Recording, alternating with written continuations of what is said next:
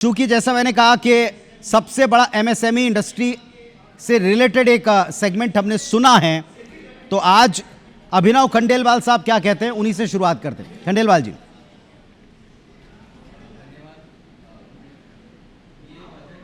हमको शुरू में एक अंदेशा हुआ था कि शॉर्ट टर्म गेन के लिए हो सकता है, बट इस बजट का पूरा फोकस लॉन्ग टर्म बेनिफिट्स की तरफ देखा गया। मुझे लगता है कि इस बजट में आने वाले नए सेक्टर्स को एस्टेब्लिश करने के लिए, इंडिया को इकोनॉमिकली स्ट्रॉन्ग बनाने के लिए ज़्यादा फोकस किया गया है। शॉर्ट टर्म गेन्स या इनकम टैक्स बेनिफिट्स को फोकस करके जनता को लुभाने वाला बजट नहीं बनाया गया है, बट इंडिया को स्ट्रॉन्ग बनाने वाला बजट बनाया गया है। टैक्स को लेकर आपने बात की है, तो टैक्स को लेकर सारे जनता में एक बड़ा इंटरेस्ट था कि क्या आपकी बार सुधार मिलेंगे, लेकिन उन्होंने ये कहा कि अगर टैक्स से रिलेटेड छोटी मोटी दिक्कत है तो जुर्माना नहीं होगा बल्कि आपको इसमें छूट दी जाएगी। इसके क्या मायने? भावेश मित्तल साहब, आपने टैक्स वाला सेगमेंट ध्यान से समझा होगा, बताइए ज़रा, एक्सप्लेन कीजिएगा हमारे दर्शकों को कि क्या और कितना परिवर्तन आने वाला है, या कुछ नहीं है इसमें नया? तो पुनीत जी, इनकम टैक्स की जहाँ तक मैं बात करूँ, माननीय वित्त मंत्री जी ने अपना पूरा बजट पेश किया और इनकम टैक्स पे कोई विशेष बदलाव स्लैब में या जो अटकलें लगाई जा रही थी कि 75,000 से बढ़ के लिमिट को 1 लाख किया जाएगा, कैपिटल गेन को कम किया जाएगा, वैसा कोई भी किसी भी तरह का चेंजेस हमको बजट में अभी तक देखने को नहीं मिला है। साथ ही एक उसमें जिसके कारण मार्केट में इतनी बड़ी फॉल देखने को मिली है, सिक्योरिटी ट्रांजैक्शन टैक्स, वो 0.2% से बढ़ा के 0.5% कर दिया गया है, जिसके कारण सिक्योरिटी ट्रांजैक्शन टैक्स में बहुत इजाफा हुआ है और मार्केट में पूरी नेगेटिव फॉल देखने को मिली है।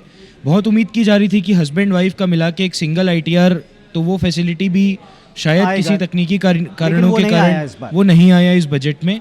लेकिन अच्छी बात है कि इस बात से थोड़ी निराशा है या आपको लग रहा है कि आगे, क्योंकि हमने देखा पहले और अब के बजट में एक बड़ा फर्क है, साल के बीच में भी बहुत कुछ हैपनिंग्स होती रहती हैं, लेकिन फिलहाल इसके लिए तो आपको शायद अगले बजट तक वेट करना पड़े, जो आज आप एक्सपेक्ट वित्त मंत्री जी ने एक बात बोली है कि हम इनकम टैक्स एक्ट को पूरा रिवाइज करेंगे और जो नया इनकम टैक्स एक्ट है वो 1/4/2026 से लागू होगा। तो सरकार के पास पावर है कि साल के मध्यांतर में नए इनकम टैक्स के तहत फर्दर रिलीफ दी जा सकती है। फिलहाल बजट में वो चीज़ क्लियर नहीं आ रही। चलिए, बहुत तेज रिएक्शन है, छोटे छोटे रिएक्शंस पे लूंगा। हमारे साथ में स्टार जैन, मेरे सहयोगी, इस वक्त उस लाउंज में मौजूद हैं जहां CII के मेंबर्स इसे बहुत अच्छी तरह से देख समझ रहे थे, तो वे पदाधिकारी क्या सोच रहे हैं ये जानकारी के लिए मैं स्टार आपके पास आ रहा हूं।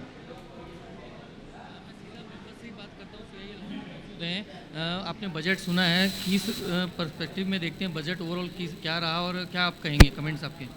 वैसे तो हमारे और मेंबर्स हैं यहाँ, but I will specially talk about the infrastructure push which has the government has proposed to increase the outlay from 11 lakh crore to 12 lakh crore, approximately 1 lakh crore का increase दिया है। दूसरा 7 जो हाई स्पीड रेल कॉरिडोर, छोटे छोटे rail corridors, intercity rail corridors का पहली बार प्रोजेक्ट गवर्नमेंट ने अनाउंस किया है, और एक dedicated freight corridor from Dankuni to Surat के लिए और अनाउंस किया है, और which will be environmental friendly. और इस तरह के और बहुत सारे मेजर्स गवर्नमेंट ने अनाउंस किए हैं जो सेल्फ रिलायंस को प्रमोट करते हैं, जो मोदी जी का स्पेशल फोकस है कि हिंदुस्तान को आत्मनिर्भर बनाना। और दूसरा जो मुझे एक और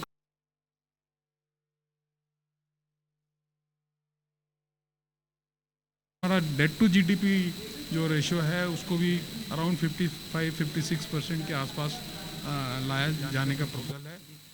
आपने भी सुना सर बजट, किस पर्सपेक्टिव देखते हैं इंडस्ट्रीज के हिसाब से ओवरऑल बजट जो है?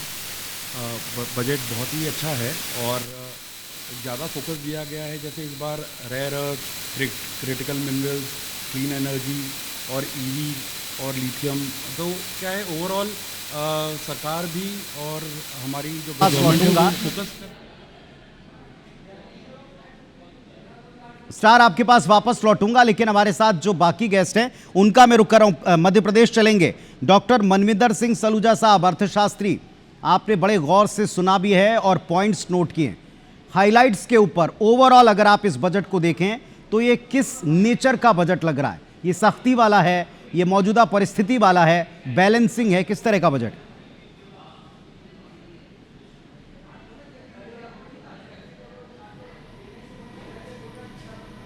सेशन में कहा था कि सरकार का फोकस जो है वो लॉन्ग टर्म में एआई जनरेशन के ऊपर बहुत रहेगा। तो जैसे 2047 तक एआई इन्वेस्टमेंट्स के ऊपर उन्होंने बात करी है। उन्होंने क्लाउड और डेटा सेंटर्स के लिए टैक्स हॉलीडेज़ की बात करी है। तो भारत सरकार का बहुत क्लियर फोकस है कि 21वीं सदी जो है वो एआई की है और इसमें हम पीछे नहीं रह सकते। उसके ऊपर काफ़ी उन्होंने बात करी है। फिस्कल डेफिसिट को उन्होंने 4.4%, 4.3% प्रोजेक्ट करा है आगे के साल के लिए with nominal GDP growth rate of 10 to 11%। यहाँ मुझे लगता है कि अगर नॉमिनल जीडीपी जो कि इन्फ्लेशन से इम्पैक्ट होके आता है, यदि इन्फ्लेशन रेट कम रहा तो शायद अगले साल भी कुछ सरकार का मैथमेटिक्स यहाँ पे गड़बड़ा सकता है। हालांकि सरकार ने इस साल के रिवाइज एस्टीमेट्स में भी फिस्कल डेफिसिट को 4.4% रखा है, यानी फिस्कल डिसिप्लिन को मेंटेन करने की बात करी है। जैसे मैं पहले आपसे कह रहा था प्री बजट डिस्कशन में कि डेब्ट टू जीडीपी रेशो के ऊपर वो बात करेंगी, फोकस करेंगी। उन्होंने कंसिस्टेंटली डेब्ट टू जीडीपी रेशो को कम करने की बात करी, पिछले साल की तुलना में इस साल 55% लाने की बात करी। चलिए, जो आपने पॉइंट्स कहे थे 2031 में दिखाई पड़ रहे हैं, लेकिन आज छोटे छोटे रिएक्शंस मैं आपसे चाहूंगा और वक्त रहने पर वापस आपके पास लौटूंगा। जबलपुर लिए चलूंगा आप सभी को। चैम्बर ऑफ कॉमर्स पदाधिकारियों के साथ में मेरे से विजेंद्र पांडे जुड़े हुए हैं। बात कीजिएगा विजेंद्र, किस तरह देख रहे हैं वो बजट को, रिएक्शन क्या है इस पर? पहला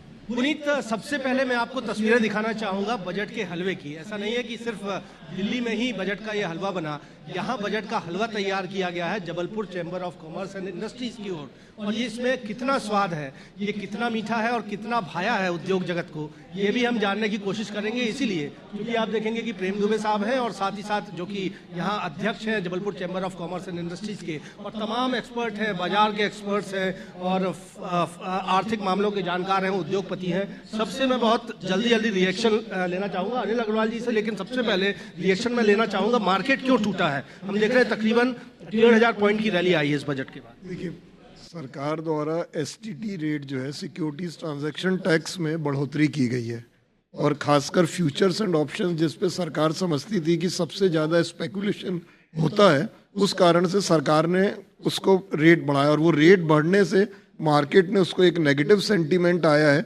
जिसके कारण ये गिरावट आई है। हालांकि मार्केट में उम्मीद ये थी कि long term capital gain tax, short term capital gain tax में और कमी आएगी, लेकिन वह कमी नहीं आने के कारण या इस तरह के कोई प्रस्ताव नहीं आने के कारण निराशा हुई है मार्केट को। आप फाइनेंस के मैटर को बहुत बेहतर तरीके से समझते हैं, इकोनॉमिक्स को समझते हैं, ओवरऑल क्या आप कहेंगे?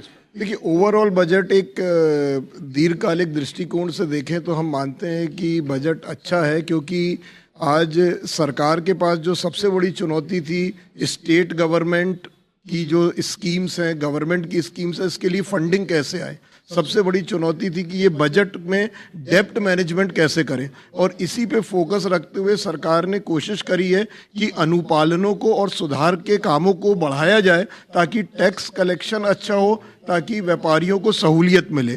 तो यह सरकार की नीति है कि इसको और सहूलियत कितनी मिली है? प्रेम दुबे जी से जानते हैं, आप तो अध्यक्ष हैं चैम्बर ऑफ कॉमर्स के, आप किस तरह छोटा रिएक्शन लीजिएगा, छोटे रिएक्शन लीजिएगा। है कि उद्योगों के लिए कुछ करना चाहिए। तो जो बजट का पहला पार्ट रहा, वो पार्ट में काफी वक्त वित्त मंत्री ने उद्योग और व्यापार को बढ़ाने के लिए दिया है। चलिए, मैं आपके पास वापस लौटता हूं कुछ ही देर बाद। और जैसा हम CIA लॉन्च आपको लेकर चले थे, उनसे जानने समझने की कोशिश की थी, वापस मेरे साथ स्टार जुड़ गए। स्टार, बातचीत सुनवाइएगा, रिएक्शन बताइएगा, और एक जो बाजार का रिएक्शन है इस पर भी बात कीजिएगा।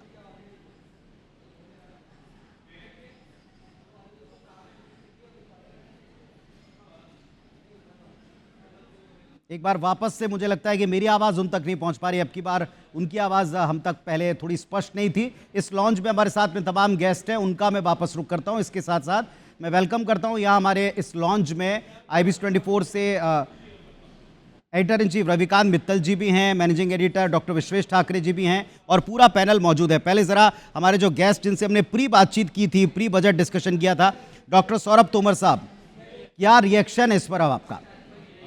सबसे जो पॉजिटिव और नेगेटिव है वो मैं एक दो लाइन में बता देता हूँ। जो सबसे पॉजिटिव रिएक्शन है वो ये है कि इन्होंने अपना जो केपेक्स एक्सपेंडिचर है वो 11.36 से 12 कर दिया, 12 लाख करोड़। ये एक बहुत बड़ा है। और कैपेक्स एक्सपेंडिचर में सिंप्लीफिकेशन के लिए वो भी उन्होंने काफ़ी हद तक सॉल्व किया। रेयर अर्थ मिनरल और कैपेक्स बढ़ा दिया है, इस ओवरऑल इसको किस तरह देखते हैं? एक्सपोर्ट को लेकर भी काफ़ी फोकस है, एक्सपोर्ट पे फोकस है, रेयर अर्थ पे फोकस है, कैपेक्स भी 1 लाख करोड़ से बढ़ाया है, तो वो भी बड़ा अच्छा है। क्योंकि पहले भी अगर आप पहले से देखें तो 11 लाख करोड़ भी बहुत नंबर था। अगर आप 4 साल पहले से देखें तो ऑलमोस्ट डबल कर दिया, तो इस बार और 10-12% से बढ़ाया है। Thank you sir. तो सीआईआई प्रेसिडेंट का हम वर्जन सुन रहे थे, उनकी बात। जी प्रोफेसर साहब प्लीज कंटिन्यू कीजिए। तो जैसे सर ने बोला वैसे ही केपेक्स बढ़ गया है, लेकिन सबसे इम्पोर्टेंट चीज फिस्कल डिफिसिट का टारगेट नहीं, उनका 4.3 का 4.3 है। इसका मतलब आप ग्रोथ चाह रहे हो लेकिन फिजिकल डिसिप्लिन के साथ, तो ये पॉजिटिव था। बाजार ने नेगेटिव क्यों लिया? एक तो इकोनॉमिक कंडीशन जो चल रही हैं, प्लस जो नेगेटिविटी एसटीटी फ्यूचर्स में बढ़ाने के कारण हुई, जो कि 0.02% से 0.05 हो गया। ये बड़ी चीज़ है, हेजिंग कॉस्ट बढ़ गई, तो इस कारण से मार्केट ने ऐसा रिएक्ट किया, नहीं तो बाकी अभी संतुलित है। और कुछ पॉइंट्स के ऊपर आपसे डिस्कस करूंगा। स्टार, अगर आप मुझे अब सुन पा रहे हैं जरा बात कीजिएगा, और बाजार के रिएक्शन पर भी एक जरूर उनसे बात कीजिएगा, किस तरह से वो ले रहे हैं। जी जी जी सर, आपसे बात हो रही थी उस समय पूरी नहीं हो पाई थी। ओवरऑल बजट जिस हिसाब से देख रहे हैं, इंडस्ट्रीज के हिसाब से किस रूप से देख रहे हैं आप?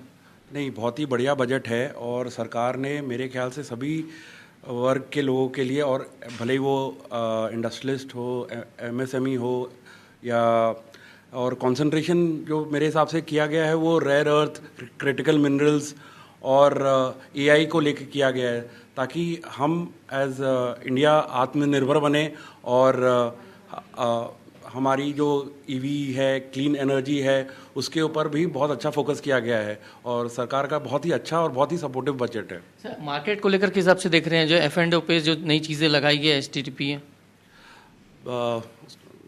जो क्रैश करने की बात की जा रही है, क्योंकि टैक्सेस उसमें लगा दिए, बायबैक में भी अब चीज़ें जो बदलाव की गई है, तो उससे थोड़ा बहुत तो नेगेटिव इम्पैक्ट आएगा कि जो कंपनियां बायबैक करना चाहती है और उसके ऊपर जब जो टैक्स लग गया है, बट आई थिंक उसके लिए भी सरकार ने कुछ ना कुछ सोच के ही लगाया होगा, ताकि जो छोटे इन्वेस्टर हैं जिनको इससे नुकसान होता था उनको अब उस पर नहीं होना चाहिए।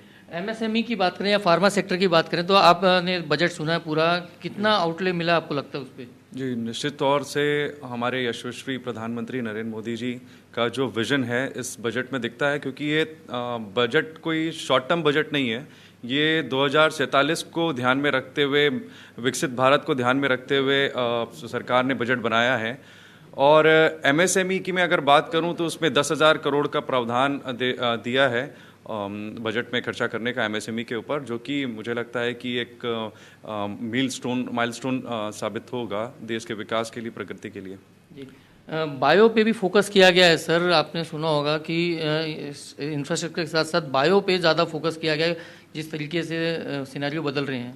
देखिए, बायोगैस बेस्ड जो CNG है उसको एक टैक्स का एग्जेम्पशन दिया गया है, जिससे बायोगैस को बूस्ट देने के लिए इस तरीके से बहुत सारे एग्रीकल्चर सेक्टर में और डिफरेंट अक्रॉस द सेक्टर सबको एडजस्टमेंट किया गया है, सबको बूस्ट देने की कोशिश की गई है। सबसे बड़ा जो फोकस गवर्नमेंट ऑफ इंडिया का है आत्मनिर्भरता की तरफ है, और जब देश आत्मनिर्भर होगा तो वो किसी भी तरह के शॉक को बर्दाश्त कर सकता है। तो I would comment this budget as a overall. ठीक है, थोड़ा बहुत शॉर्ट टर्म में कुछ शेयर मार्केट पे इम्पैक्ट दिखता है, वो which has a geopolitical impacts also, जो अभी वर्ल्ड में चल रहा है उसका भी इम्पैक्ट है शेयर मार्केट पे। But overall I think long run में जो फिजिकल डेफिसिट के टारगेट्स हैं और जो debt to GDP ratio targets हैं, रेवेन्यू टारगेट्स हैं, उन सबको देखते हुए we have a very strong economy and very developing and very fast growing economy. Income tax act की बात करें, नए इनकम टैक्स एक्ट की बात की गई है, कितना कारगर होगा? क्योंकि वो आम लोगों से जुड़ा हुआ से लेके इंडस्ट्रियलिस्ट सब तक लागू होता है चीज़। नहीं, मेरे ख्याल से जो इनकम टैक्स एक्ट में जो चेंजेस लाके और जो सरकार ने अभी लॉन्च भी करने वाली है, उससे ज़रूर सभी को फ़ायदा होगा और देश का इससे विकास ही होगा, आई थिंक। एक कमेंट और लेते हैं फार्मा सेक्टर पे, शॉर्ट में थोड़ा बताएंगे, फार्मा पे कितना असर पड़ेगा आपको लगता है? फार्मा पे देखें तो दवाइयाँ सस्ती हुई है, कैंसर की, शुगर की जो दवाइयाँ हैं वो सस्ती हुई है, और सबसे बड़ा एक मैंने मेजर देखा इसमें आयुर्वेदिक सेक्टर पे पूरे देश भर में 5 जोन बनाए जा रहे हैं और 3 नए आयुर्वेदिक कॉलेजेस जो आयुर्वेदिक संस्थान आ रहे हैं। निश्चित तौर से देश को आगे बढ़ाने में और आयुर्वेद को आगे बढ़ाने में इसमें बहुत बड़ा। चलिए स्टार, जो आपने वहां से रिएक्शन लिए CII चेंबर से या वहां से जो लॉन्च से आपको रिएक्शंस मिले, थोड़ा सा उसको यहाँ कंटिन्यू करते हैं। हमारे साथ फील्ड पर भी रिपोर्टर्स हैं, छोटे छोटे रिएक्शंस में चाहूँगा। और अभी बहुत देर से हमारी इस लॉन्च में एडिटर इन चीफ साहब बैठे हुए थे और हर जगह से देख रहे थे। रवि जी, इस पूरे बजट को अगर हम पॉलिटिकली देखें, सरकार के समर्थ अधिकारों के साथ देखें, जितना था क्या वो दे पाए, डिलीवर कर पाए? देखिए, पॉलिटिकली ये एक्सपेक्ट किया जा रहा था कि जो 3 राज्यों में या 5 राज्यों में जो चुनाव होने वाले हैं उसके हिसाब से कुछ काम करेगी ये सरकार। तो कुछ कॉरिडोर्स उन्होंने जरूर अनाउंस किए हैं। तमिलनाडु की साड़ी पहन के आई है वित्त मंत्री, हमेशा से इस तरह की नज़र रहती है कि जिस जगह का चुनाव होगा वहाँ की वो साड़ी पहनती हैं। तो कांजीवरम की उनने साड़ी पहनी हुई एक संदेश है। लेकिन मेरे को ऐसा लगता है कि जो ये बजट है इस बार चुनावों से ऊपर उठकर था। एक जो विकसित भारत का जो एक सपना लेके चल रहे हैं मोदी जी 2047 तक का, तो उसमें चाहे वो MSME सेक्टर्स हों या फिर जो इंफ्रास्ट्रक्चर के लिए उन्होंने कैपेक्स बढ़ाया है, हमारे सहयोगी कह रहे थे, वो एक उसमें बात हो, तो ये सारे जो सेक्टर्स हैं और जो इनोवेशन हो, जो AI को लेकर या सेमीकंडक्टर को लेकर जो नई इंडस्ट्रीज़ आ रही हैं उनको नज़र में रख के, तो उस तरीके के उनको थोड़ा बूस्ट करने का काम किया गया है। और ये ऐसी चीज़ें हैं, जब ये बजट के फाइन प्रिंट्स आएंगे तब समझ में आएगा। अभी भी ऑलरेडी जो मार्केट था 1500 पॉइंट तक गिरा था, अब वो 700 पॉइंट तक आ गया है, रिकवर करने लग गया है। तो ये चीज़ें जो हैं धीरे धीरे समझ में आएंगी। पॉपुलर बजट नहीं है, मतलब अगर मैं 2-3 पॉइंट में बोलूँ कि पॉपुलर बजट नहीं है। इनकम टैक्स में मेरे हिसाब से बिल्कुल कुछ नहीं होने वाला था, क्योंकि पिछली बार ही इतना ज़्यादा उन्होंने फ़ायदा दिया हुआ था। ऑप्शंस और फ्यूचर को सरकार थोड़ा सा, क्योंकि उसमें पैसा बहुत लोगों का डूबता है, उसको वो करना चाहते हैं कि लोग ना उतना ज़्यादा उसमें रहें, इसलिए उसके टैक्स बढ़ाए हैं। तो ये सारी चीज़ें उन्होंने लिए। पॉपुलर बजट नहीं है, लेकिन इंफ्रास्ट्रक्चर को और इकोनॉमी को बूस्ट करने वाला बजट है, ऐसा मुझे मानना है। जैसा हमने कहा था कि 2047 के बजट का इशारा था बजट के पहले प्रधानमंत्री जी का, तो वैसे ही दिखाई पड़ता है। लॉन्च में बहुत सारे एक्सपर्ट अभी हैं, लेकिन इस वक्त फील्ड पर चलेंगे। मेरे सहयोगी कोमल धनेसर इस वक्त जुड़ी हुई। कोमल, जरा बातचीत कीजिएगा और बड़े छोटे छोटे रिएक्शन लीजिएगा। यहाँ भी गेस्ट वेट कर रहे हैं, थोड़ा चर्चा कीजिए, क्या है इस बजट को लेकर पहली प्रतिक्रिया लोगों की? जी बिल्कुल पुनीत जी, मैं बहुत छोटे छोटे रिएक्शन के साथ मैं यहाँ पर बिल्कुल आ रही हूँ। और इस वक्त यहाँ पर जो बजट है विकसित भारत को लेकर के बिल्कुल टारगेट किया गया है कि किस रूप में देखते हैं आज के बजट को, और खासकर आपको सबसे अच्छी चीज क्या लगी बजट में? इस बजट में सबसे बहुत जो अच्छी चीज लगी, जो कैंसर की जो 17 प्रकार की जो दवाइयाँ थी, मिडिल परिवार में अगर किसी को कैंसर हो जाए, ऐसा लगता था उस पूरे परिवार को कैंसर ने निकल गया है। इसलिए मुझे तो सबसे अगर बेहतरीन जो चीज लगी है उस गरीब परिवार के लिए, मिडिल क्लास फैमिली के लिए, जिसके परिवार में आज जो कैंसर पीड़ित लोग सफर कर रहे हैं। आप क्या कहेंगे बजट में महिलाओं के लिए किस तरीके से रखा गया? स्वयं सहायता समूह को मजबूत करने की कोशिश की गई, शी मार्ट की घोषणा की गई है, MSME को मजबूत किया गया, क्या कहना चाहेंगे? देखिए, इस बार का जो बजट है 2026 का जो केंद्रीय बजट है, ये मोदी जी की गारंटी को परिपूर्ण करने वाला बजट है। और ये पब्लिक के लिए और पब्लिक को देने समर्पित ये बजट है। और महिलाओं को सिर्फ लाभार्थी नहीं, विकसित भारत का मजबूत स्तंभ बनाने वाला बजट है ये। आप क्या कहेंगे? ये अब तक का सबसे अच्छा बजट है। इसमें सभी वर्गों को, किसान से लेके युवा, जैसे कि अभी दीदी कह रही थी, लखपति दीदी का जो कॉन्सेप्ट है मोदी जी ने दिया है, हर महिला लखपति बने, ये मोदी जी का कॉन्सेप्ट है। उस पर लखपति दीदी योजना जो चल रही थी उसमें और इस बार टारगेट बढ़ाया जा रहा है। सी मार्ट के माध्यम से स्थानीय उत्पाद जो हैं उनको विक्रय किया जाएगा। चलिए, तो इस पर थोड़े थोड़े पॉलिटिकल कमेंट्स आने भी कोमल शुरू हो गए हैं और इसे इतिहास का सबसे बढ़िया बजट बताया। हालांकि अगर ऐसा होता तो मार्केट का रिएक्शन भी वैसा दिखाई पड़ता, लेकिन मौजूदा परिस्थितियों को दरकिनार आप नहीं कर सकते। पर चूंकि वहां महिलाओं की चर्चा चली थी और यहाँ पर युवा महिला उद्यमी अनुजा शुक्ला, जिनसे हम शुरुआत से बातचीत कर रहे हैं कि एक्चुअली क्या मिल सकता है, फिलहाल आप बताइए अनुजा जी, अब की बार महिलाओं के सशक्तिकरण के लिए जिस लखपति दीदी का जिक्र किया, सेल्फ हेल्प ग्रुप को एम्पावर करने की बातचीत की, उसके लिए एक अलग से बजट प्रावधान किया और उनके लोन की बात जो आपने शुरुआत में भी की थी, उसका भी एक इशारा मिला इसमें। जी, लखपति दीदी का जो सक्सेस है वो ऑलरेडी 1.48 करोड़ जो ग्रामीण महिलाएं हैं उनका वो लाभ ऑलरेडी उठा चुके हैं। और टारगेट पहले 2 करोड़ का था, लेकिन इसकी बढ़ती सक्सेस के वजह से गवर्नमेंट ने उसका टारगेट 3 करोड़ पिछले बार ही कर दिया था। तो इसी के ऊपर जो शी मार्ट का मेंशन किया था फाइनेंस मिनिस्टर ने, वो बहुत ही अच्छा स्टेप लिया है for women entrepreneurs. And again यहाँ पे भी जैसे हमने बोला था कि लोन और क्रेडिट फैसिलिटी की एनहांसमेंट होनी चाहिए, उस पे भी उन्होंने कमेंट किया है कि क्रेडिट लिंक लाइवलीहुड्स को वो प्रोत्साहन करेंगे through she mart. She mart में उन्होंने यही कहा है कि जो भी क्लस्टर कम्युनिटीज़ है वो एक साथ आके एंटरप्राइजेस बनाएंगे और उसको डेवलप करेंगे। तो अब जो महिलाएं हैं स्मॉल अर्नर्स से बड़ी बिजनेस ओनर्स तक पहुंचेगी, ये ही एक्सपेक्टेड था और वही फाइनेंस मिनिस्टर ने बजट में मेंशन किया हुआ है। यहाँ आपकी बार आप देखिए मेडिकल, बायो फार्मा, इसके अलावा टेक्सटाइल इंडस्ट्री, इन पर बहुत ज़्यादा लंबे देर तक चर्चा भी हुई है और इसके ऑप्शंस पर भी बात हुई। लेकिन एग्रीकल्चर जिसको लेकर बड़ा एक फोकस था, मैं उस पार्ट के ऊपर कबीर चंद्राकर जी का रिएक्शन चाहूँगा। आप कृषि वैज्ञानिक के तौर पर और बड़े रेवोल्यूशनरी जो काम हो रहे हैं उनके तौर पर भी नज़र रख रहे थे कि देश में, छत्तीसगढ़ में, मध्य भारत में क्या क्या हो रहा है। आप विदेश से पढ़कर लौटने के बाद में इस दिशा में कुछ काम भी करना चाह रहे हैं। अब आपने कैसे देखा है, क्योंकि 47 के विजन को आगे बढ़ाने में एग्रीकल्चर और एग्रो प्रोडक्ट को आप दरकिनार नहीं कर सकते, लेकिन क्या आज आपको वो सही स्थान मिल पाया इसमें?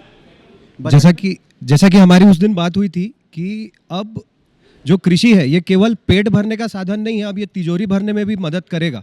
और ऐसा रुख अभी देख करके इसलिए पता चला कि हाई वैल्यूड क्रॉप के बारे में कितनी बात हुई। आलमंड हो गया, केशू हो गया, कोको हो गया, सैंडलवुड, इस तरह के क्रॉप्स पे अब फोकस कर रही है गवर्नमेंट और उनके बारे में बात कर रही है। इनफैक्ट कोकोनट के बारे में कोस्टल एरियाज़ में जो पुराने प्लांट्स हैं उनको चेंज करके फिर कोकोनट का और अच्छा प्रोसेसिंग यूनिट सेटअप करना, इस बारे में बात हुई। नारियल, चंदन, काजू, ये 3 चीजें थी फोकस में जी। इन तीनों के बारे में काफी चर्चा हुई।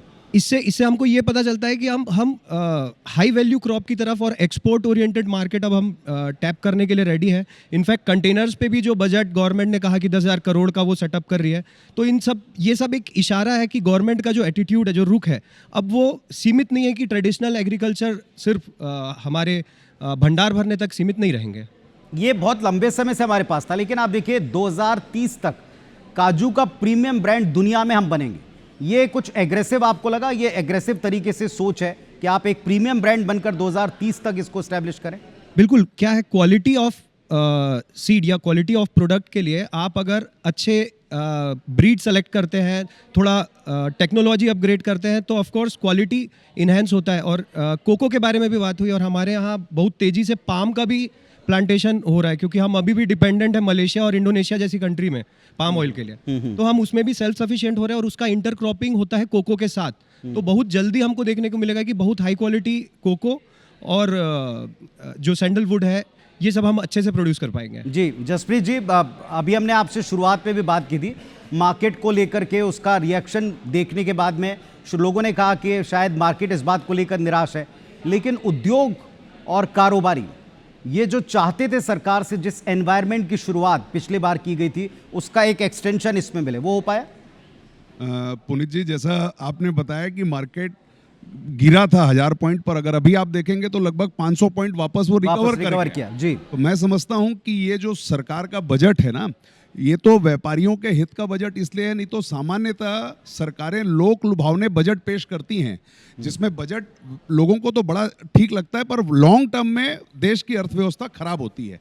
इसमें चूंकि एक मैं व्यापारी संगठन को रिप्रेजेंट कर रहा हूं, तो इसमें एक बहुत छोटी सी बात जो शायद सबसे छूट रही है, इनकम टैक्स के नए प्रावधान 26 तारीख से 2026 1 अप्रैल 2026 से आ रहे हैं, जिनमें व्यापारी के ऊपर में जो आरोप लगते थे और सजा का प्रावधान होता था, उस सजा के प्रावधान को हटा के उसमें जुर्माने का रखा गया है।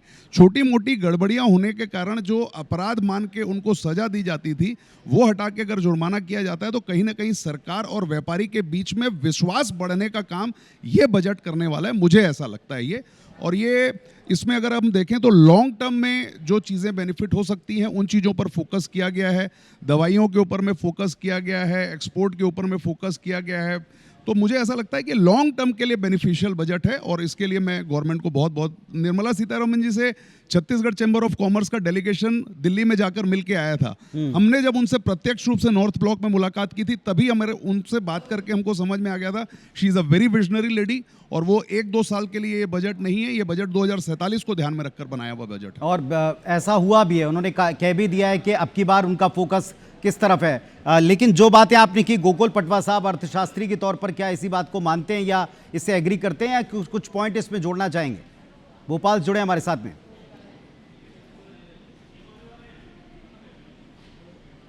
मैं इससे आगे जाना चाहूँगा, ये 166 साल बाद का मैं ऐसा बजट देख रहा हूँ जो भारत के लिए 7 फरवरी 1860 को जे विल्सन ने जब पहला बजट पेश किया था तो भारत की जनता को लूटने के लिए या उनको चोर समझ के उनसे वसूली के लिए बजट पेश किया था।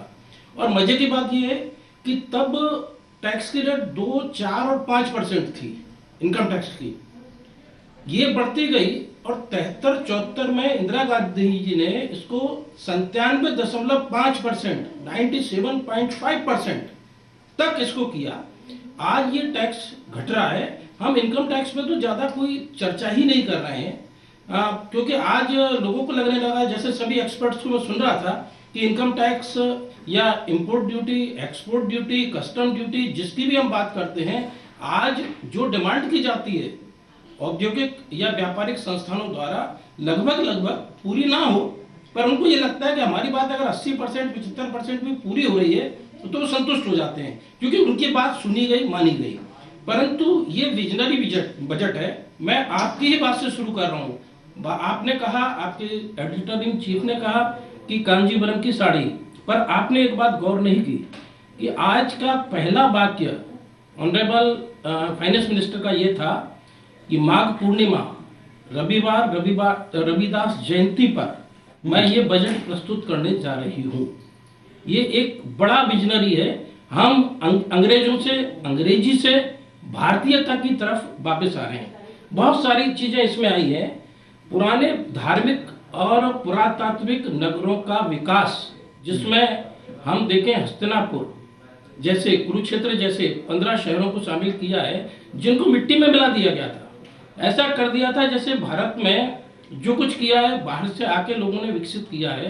ये राम के समय के, कृष्ण के समय के जिनको हमने दबा के रखा था। आपको बीच में रोकूंगा। केंद्रीय मंत्री चिराग पासवान का रिएक्शन आ रहा है। गांव शहर की दूरी को कम करने का इसमें प्रयास किया गया है। आत्मनिर्भरता पे बल दिया गया है। मैन्युफैक्चरिंग और मैन्युफैक्चरिंग सेक्टर के हर एक वर्टिकल्स में, भले वो डिफेंस में हो, वो प्रोसेसिंग में हो, वो किसी भी क्षेत्र में हो, रेयर मिनरल्स में हो, हर क्षेत्र में जिस तरीके से आत्मनिर्भरता को कुंजी बनाकर इस बजट में उस व्यवस्था को और ज़्यादा मजबूत करने का प्रयास किया गया है। युवा शक्ति को केंद्र में रखकर जितने पॉजिटिव रिएक्शन है केंद्रीय मंत्री का और जाहिर तौर पर केंद्र सरकार ने यही कहना है कि उनका जो बजट है वो विजनरी है। डॉक्टर विश्वेश ठाकरे हमारे साथ में। सारे पॉइंट्स पर हमने बातचीत की। मैनेजिंग एडिटर साहब, अब आप ये बताइए कि जिस जगह पर हम हैं वहाँ अर्थ मेटल्स को लेकर, हैवी मेटल्स को लेकर एक माहौल और एक घोषणा की उम्मीद की जा रही थी कि देश में इसको लेकर एक नया एनवायरनमेंट होगा। सेमीकंडक्टर और एक सेमीकंडक्टर पार्क की बात भी इसमें चली है। फ्रेट कॉरिडोर्स में भी हमारी हिस्सेदारियाँ, भागीदारियाँ, हमारी जगह देखी जाती थी।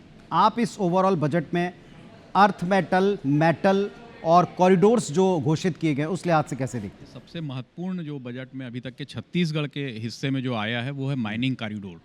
माइनिंग कॉरिडोर अब छत्तीसगढ़, पहले होता होगा धान का कटोरा, अब जो है वो दरअसल मिनरल्स ही छत्तीसगढ़ की पहचान है और छत्तीसगढ़ की समृद्धि को आगे ले जाएगा। ये इसलिए भी महत्वपूर्ण है क्योंकि बंदरगाह से जोड़ना छत्तीसगढ़ को इस कॉरिडोर के माध्यम से, जो ऐसे ज़िले हैं, यहाँ पर 10 से ऐसे अधिक ज़िले हैं जहाँ पर कोयला, लौह अयस्क, बॉक्साइट, इस तरीके का प्रोडक्शन होता है, लेकिन हमारे पास मार्केट नहीं है। तो विशाखापट्टनम का जो बंदरगाह है वहाँ तक के जोड़ने का जो एक महत्वपूर्ण निर्णय ये सरकार ने लिया है। और इस कॉरिडोर के तहत में न सिर्फ वो जो 6 लेन अभी रायपुर विशाखापट्टनम बनी है उसके ज़रिए हम यहाँ से जो लौह अयस्क हैं, जो कांकेर और बैलाडिले की जो बड़ी खदानें हैं, कांकेर है, दंतेवाड़ा है, यहाँ से जो लौह अयस्क वहाँ जाएगा। उसके साथ ही कोयले के जो भंडार है, आपको मैं बता दूं कि 83,000 मिलियन टन ये भंडार है छत्तीसगढ़ में अभी कोयले का, लेकिन उसका एक्सकेवेशन नहीं है। तो ये इस कॉरिडोर में सिर्फ उत्खनन ही नहीं है, इसमें उसका प्रोसेसिंग भी है, कोयले की बेहतर क्वालिटी का करना है, इसको उसका निर्माण भी है। तो ये तमाम चीज़ें जुड़ी हुई हैं। कई ऐसे इलाके हैं जैसे कोरिया में अभी नई खदानें कोयले की ढूंढी गई हैं, इसी तरीके से बॉक्साइट का बहुत अभी खनन का यहाँ पर बहुत स्कोप है। तो ये तमाम चीज़ें जो है इस कॉरिडोर के बनने से, अच्छा इसके साथ में ये इसलिए भी ज़्यादा महत्वपूर्ण है क्योंकि हमारे पास पहले से 3 रेल कॉरिडोर परियोजनाएँ चल रही हैं जो 458 किलोमीटर की परियोजनाएँ हैं। जब ये और माइनिंग कॉरिडोर एक साथ जुड़ेंगे तो आप ये सोचिए कितना बड़ा मार्केट छत्तीसगढ़ को मिलेगा। जो माइंस के द्वारा जो निकाले गए जो खनिज है वो पूरे देश में जाएंगे। जैसा मैं बंदरगाह की बात कर रहा था, तो अभी तक के जो हम पूरा एक्सपोर्ट करते हैं कोयले की जो अच्छी क्वालिटी एक्सपोर्ट करते हैं, इस माइनिंग कॉरिडोर के जरिए छत्तीसगढ़ को एक नई पहचान खनिज के क्षेत्र में मिलेगी, ऐसा लगता है जी। अभी जिस तरह डॉक्टर तोमर अभी हम चर्चा कर रहे थे कुछ अलग चीज़ों की, अब की बार आप देखिए राष्ट्रीय आतिथ्य संस्थान बनेगा, 10,000 जो गाइड हैं उनका कौशल उन्नयन प्रोग्राम चलाया जाएगा, सांस्कृतिक जगहों को डिजिटल पहचान देने वाले दस्तावेज तैयार करने की जिम्मेदारी लोकल स्तर पर दी जाएगी, पर्यटन जिसके फोकस में अब सांस्कृतिक साइट्स और पुरातात्विक महत्व की साइट इनको जोड़ा जा रहा है। ये किस तरह का इनिशिएटिव आप देख रहे हैं? इसकी बहुत ज़रूरत भी थी। ये एक बहुत अच्छा सेक्टर है जिसमें इन्होंने अपनी ग्रोथ पर्सपेक्टिव दिखाया है, टूरिज्म सेक्टर। तो इन चीज़ों के कारण क्या होगा कि जो टूरिज़्म है वो हमारा बहुत तेज़ इंक्रीज़ होगा। खासकर एक और चीज़ है, इन्होंने मेडिकल हब बनाए हैं जो उसकी घोषणा हुई है, 3 मेडिकल हब और मेडिकल टूरिज़्म एक बहुत ग्रोइंग क्षेत्र है। तो ये दोनों चीज़ें कनेक्शन में है कि जिसके कारण से मेडिकल टूरिज़्म भी ग्रो होगा, मेडिकल हब तो ऑब्वियसली उनकी ग्रोथ का पार्ट ही रहेंगे। अपार्ट ऑफ इसके जो केपेक्स का एक्सपेंडिचर मैंने बोला था जो 12 लाख करोड़ है, वो मैक्सिमम जाएगा 7 रेलवे कॉरिडोर जो उन्होंने अनाउंस किए हैं, उससे कितना जॉब जनरेट होगा और कितना इन चीज़ों को बढ़ावा मिलेगा, इन्हीं चीज़ों को ध्यान में रखते हुए ये सारी घोषणाएं हुई हैं। चलिए एक और रिएक्शन है ज्योतिरादित्य सिंधिया केंद्रीय मंत्री जी, उनको सुनिए। सबका विश्वास और सबका प्रयास, particularly area of telecom, area of donor has got a very good impetus in this budget, and we hope to take forward the Prime Minister's vision of capitalizing on India's growth potential. You have seen a growth of close to 7.5%, a complete control on inflation coming down to 1.7%, a huge jump in capital expenditure from 2 lakh crore to almost 11 lakh crore this year to 12 lakh crore next year. So it's a budget that is going to empower India, is going to power India, and is going to take India on its trajectory, which is today the fourth largest economy to the third largest economy by next year and onward and forward. चलिए, आपने एक के बाद एक जो reactions आ रहे हैं, कुछ और रिएक्शन आपको तेज़ी से हम दिखाएंगे और कुछ देर बाद जैसा हर साल होता है कि एक प्रेस कॉन्फ्रेंस की जाती है, एक और रिएक्शन आ रहा है जगदीश देवड़ा जी का, वो भी दिखा दीजिए। जो बजट आया है वो जनता का बजट है, जनता के लिए है और जनता को समर्पित बजट है। बहुत बड़ा बजट प्रस्तुत किया है और ये जनता के लिए, जनता को समर्पित और सबका साथ सबका विकास, इसी प्रकार ये बजट प्रस्तुत हुआ है। तो मध्य प्रदेश के बजट की तैयारी आपको करनी है और आपका रिएक्शन है कि ये देश हित में है, देश का बजट है। बड़े गौर से अभिनव खंडेलवाल साहब, हमने एमएसएमई सेक्टर से रिलेटेड तमाम पॉइंट्स को सुना था और अब की बार टेक्सटाइल के ऊपर बहुत बड़ा फोकस दिखाई पड़ता है। काफ़ी देर तक टेक्सटाइल से जुड़ी हुई बातों को हमने बजट भाषण का हिस्सा पाया। क्या है इसमें? देखिए, इंडिया के जो कोर सेक्टर्स हैं उस पर वापस से ध्यान देने की कोशिश की गई है। बहुत ही बैलेंस्ड बजट है। अगर मैं कहूँ तो कंट्री फर्स्ट थीम का बजट है, not people first, it's country first. तो जो हमारे ट्रेडिशनल सेक्टर्स हैं जहाँ पे कहीं ना कहीं ग्रोथ छूट रही थी, दूसरे नेबरिंग कंट्रीज़ आगे जा रहे थे, countries bringing the focus back. Developing clusters, bringing incentives, SME clusters, startup schemes, तो ये सब उस सबको एस्टेब्लिश करने के लिए एंड छोटे वीवर्स को, हैंडीक्राफ्ट्स को, डिज़ाइन इंस्टीट्यूट्स को एस्टेब्लिश करके, अगर आप ध्यान से देखेंगे तो नॉर्थ इंडिया में डिज़ाइन इंस्टीट्यूट का प्रोविज़न दिया गया है। साथ में इन्फ्लुएंसर इकनॉमी, जो कि एक बहुत बड़ा मेजर मार्केट बड़ा करती है, plus e-commerce sector which is a selling platform up to the export, उसको एनकरेज किया गया है। तो पूरा बैकवर्ड टू फॉरवर्ड लिंकेज किया गया है इन सब इंडस्ट्रीज़ में। तो आई थिंक ये एक दूरदर्शी बजट है, रिजल्ट इमीडिएट नहीं दिखेगा। We have to be slightly patient but it will prove very good for India. Ravi ji, अभी हम अगर इस पूरे बजट को हर बार, चूंकि ये हो नहीं सकता कि जब आप किसी बजट का आकलन करें तो, हालांकि ये चुनाव से रिलेटेड बजट नहीं है, लेकिन फिर भी इसमें कुछ झलक तो देखने को मिलती है। आप पर्यटन देखें तो उन साइट्स का जिक्र किया जो पूर्वोत्तर से जुड़ती हैं। बड़े संस्थानों का जिक्र देखें तो इसमें पूर्वोत्तर दिखाई पड़ता है। कुछ दक्षिण का हिस्सा, कुछ कोस्टल एरिया, उसको भी इसमें कवर किया है। दक्षिण के कुछ सिंबल्स का इसमें यूज़ किया है। इस लिहाज से आपको लगता है कि जैसे मैंने एक बीच में जिक्र छेड़ा था कि पर्यटन में नई साइट्स को डेवलप करना, कुछ नए कल्चर को या हमारे कल्चर की पुरानी चीज़ों को एक नया शोकेस बनाने की कोशिश।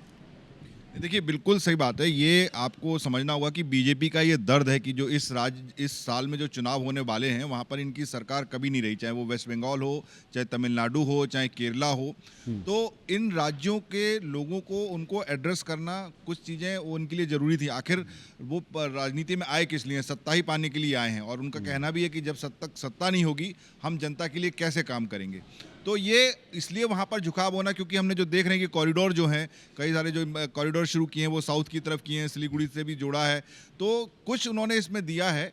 लेकिन जिस तरीके से बीजेपी को माना जाता है कि एक इलेक्शन मशीन है या चुनावी मशीन है, उस तरीके का इसमें मेरे को उनका रोल नहीं दिखा है। उन्होंने इस बार एक लॉन्ग टर्म का फोकस रखा है सामने, और एक विकसित भारत की जो बात लगातार मोदी जी कहते हैं उसके ऊपर इस बार उनका फोकस मुझे लगता है ज़्यादा। और देखिए, मेन फोकस जो होगा, अभी चुनाव होने में बहुत समय है, ये बीच का साल है, अभी 2 साल बाद इलेक्शन होंगे, तो अभी उनके पास 2 बजट और हैं जिसमें वो पॉपुलर चीज़ें घोषणा कर सकते हैं।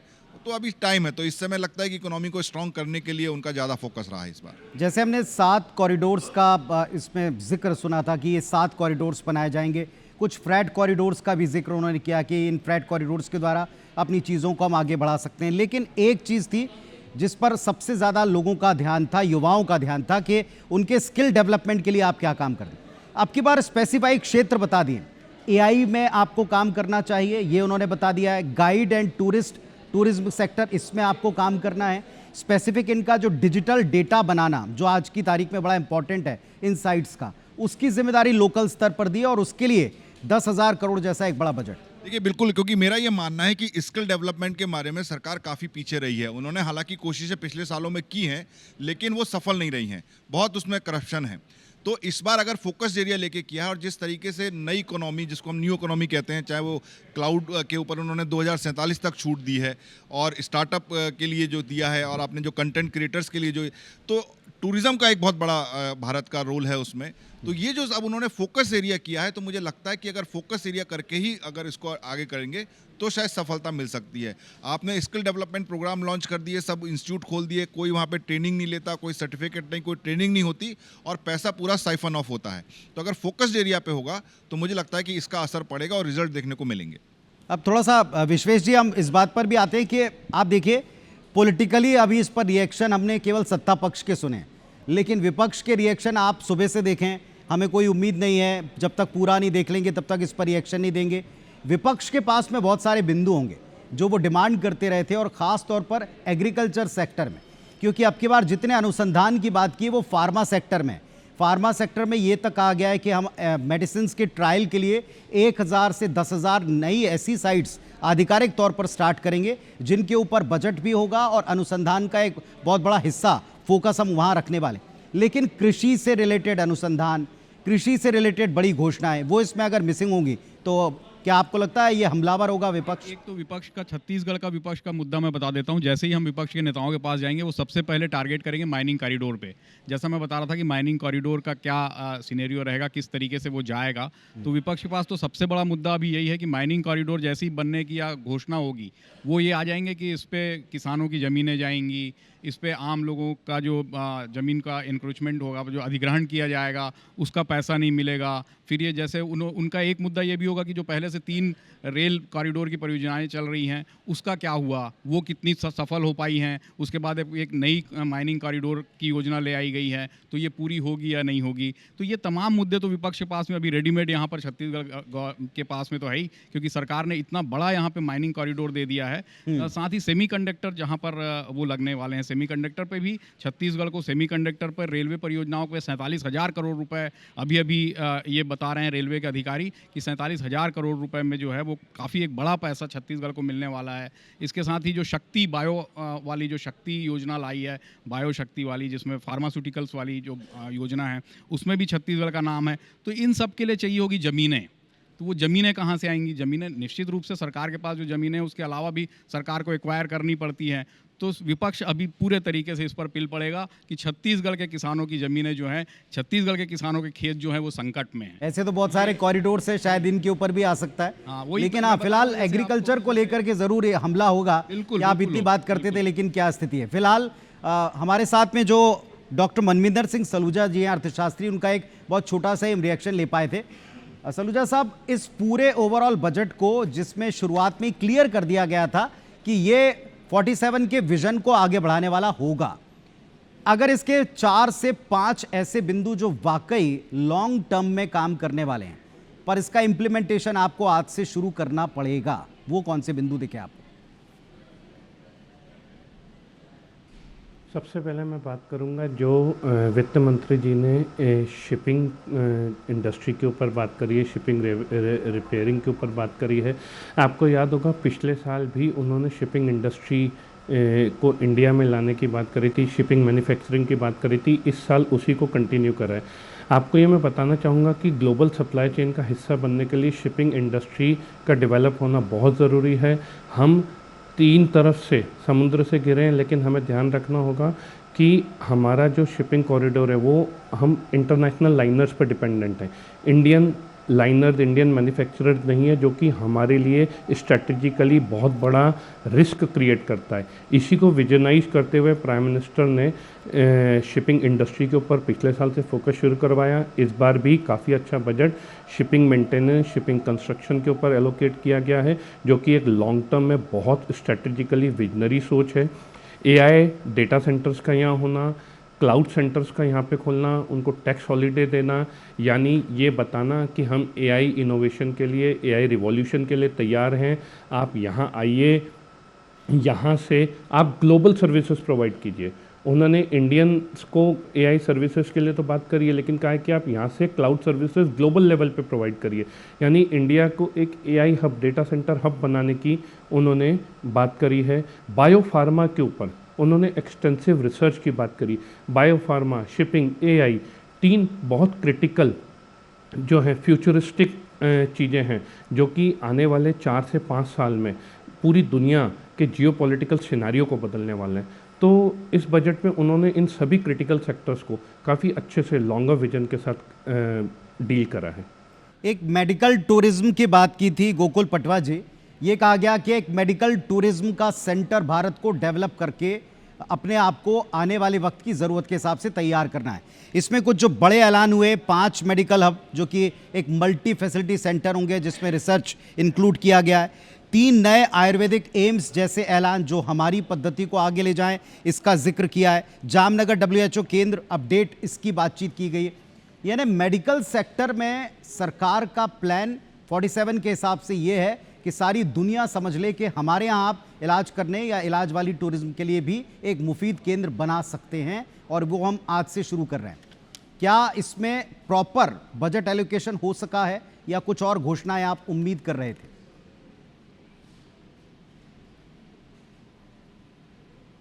नहीं, इसमें बायो फार्मा में 10,000 करोड़ का बजट एलोकेशन हुआ है, और इसमें स्पष्ट है 3 एम्स आयुर्वेद के, और 5 मेडिकल हब जो रीजनल होंगे। तो स्वाभाविक प्रक्रिया है। आप बार बार एक बात कह रहे थे कि जो चुनावी क्षेत्र हैं उनको छोड़ दिया गया है, तो मैं आपको याद दिला दूं 20 जल मार्ग, उनमें से मैक्सिमम, क्योंकि जो भी नदियां जाती हैं या तो वेस्ट बंगाल लास्ट है उनका, या तमिलनाडु लास्ट है, या केरल लास्ट है।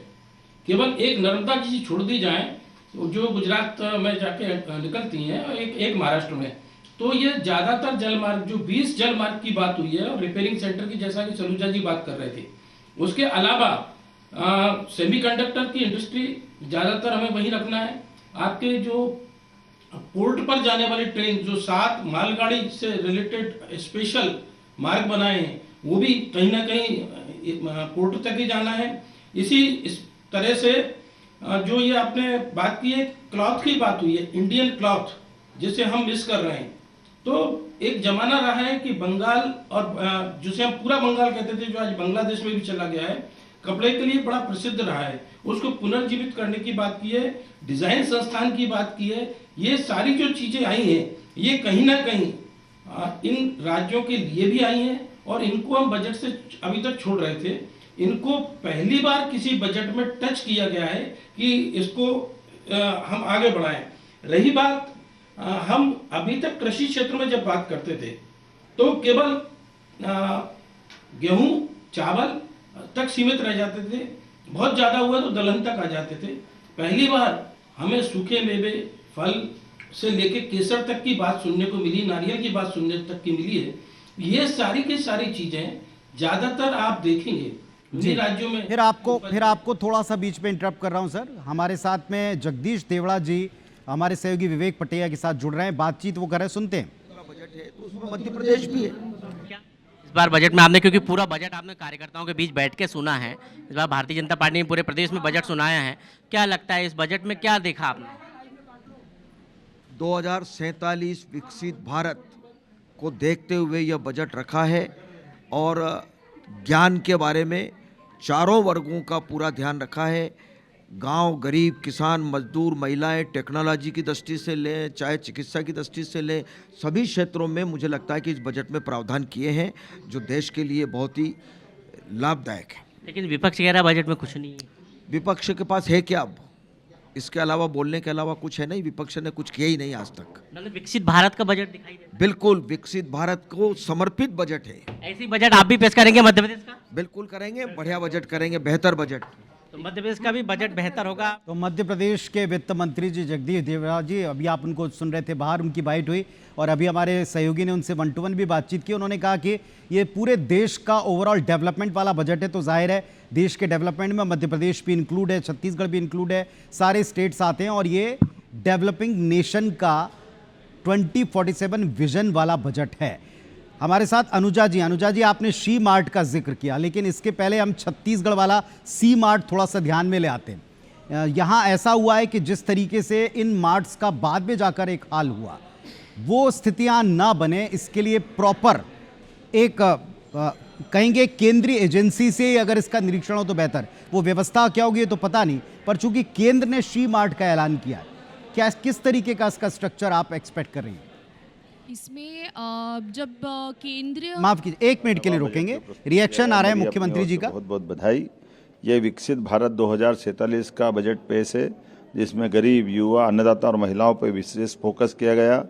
खास करके बजट की जो दिशा और लक्ष्य है, वो लक्ष्य भारत को सशक्त भारत की तरफ ले जाने का है, जिसमें आर्थिक ग्रोथ को बढ़ावा दिया गया है। सभी वर्गों के साथ जनता के कल्याणकारी योजनाओं पर विशेष ध्यान दिया गया है। खासकर भारत को बायोफार्मा हब बनाने की दिशा में विनिर्माण क्षेत्रों के लिए रणनीतिक विकास की दृष्टि से पर्याप्त धनराशि का प्रबंधन किया गया है। क्लिनिकल ट्रायल स्थलों का विकास किया जाएगा, जिसमें 1000 ट्रायल स्तर बनेंगे। रिसर्च एंड डेवलपमेंट के आधार पर एआई के सेक्टर का बड़ा पैमाने पर राज्य के देश के विकास के साथ में हमारा मध्य प्रदेश भी आगे बढ़ेगा, ऐसे मैं उम्मीद करता हूं। वस्त्र उद्योग के सेक्टर में रिफॉर्म करेंगे, जिससे राज्यों को लाभ मिलेगा। 5 लाख से ज़्यादा आबादी वाले शहरों का विकास, और ख़ासकर इसके लिए 5000 करोड़ का प्रबंधन करने का व्यवस्था की गई। छोटे शहरों में भी तीर्थ स्थलों का विकास करने का पर्याप्त ध्यान दिया गया है। केयर इकोसिस्टम के माध्यम से बुजुर्गों का इलाज सही समय पर हो जाए, इसका प्रबंधन भी किया है। देश के प्रत्येक जिले में एक महिला छात्रावास बनाने का निर्माण, ये नारी सशक्तिकरण की दिशा में ठोस कदम है। भारत ग्लोबल मैन्युफैक्चरिंग का हब बने, इसके भी पर्याप्त प्रबंधन किए गए हैं। इससे कई वैश्विक देशों की चुनौतियों से निपटने में भी हमारी सरकार सक्षम होगी। गंभीर बीमारियों के लिए दवाई सस्ती करके ये सच में बड़ा काम किया है, जिसमें बीमारों के लिए कोई वर्ग का भी हो लेकिन गंभीर बीमारियां हैं, उसका इलाज बड़ा महंगा पड़ता है। ऐसे में दवाई का सस्ती करना, माननीय प्रधानमंत्री जी को, माननीय वित्त मंत्री जी को बधाई देना चाहूँगा। खास करके पर्यटन स्थलों पर हजारों गाइड रख करके रोजगार के नए मार्ग को ढूंढने का प्रयास किया गया है। आर्कियोलॉजी की दृष्टि से, पुरातत्व की दृष्टि से जो रिजर्व स्थान है उनको भी टूरिज्म की दृष्टि से खोलने का जो निर्णय किया गया है, इससे हमारी प्राचीन विरासत को भी लोग जानने समझने के लिए अवसर लेंगे। और ऐसे में विदेशी पर्यटकों को लाने के लिए 2% टैक्स की कमी करते हुए उनके लिए जो विशेष सौगात दी, जिसके आधार पर वैश्विक स्तर पर टूरिज्म के सेक्टर में भारत का स्थान और बढ़ेगा। जिला अस्पतालों को अपग्रेड करने का निर्णय किया है। इनकम टैक्स के में छोटे करदाताओं के लिए प्रक्रिया आसान की है। राजकोषीय घाटे का 4.3% का लक्ष्य मध्य प्रदेश की दिशा में निश्चित रूप से हमको लाभकारी होगा। राज्यों के लिए मध्य प्रदेश के लिए 1,40,000 करोड़ का अनुदान रखा है, जिसमें मध्य प्रदेश को भी राज्यों के लिए 1,40,000 करोड़ का अनुदान देने का निर्णय किया, जिसमें मध्य प्रदेश भी लाभान्वित होगा।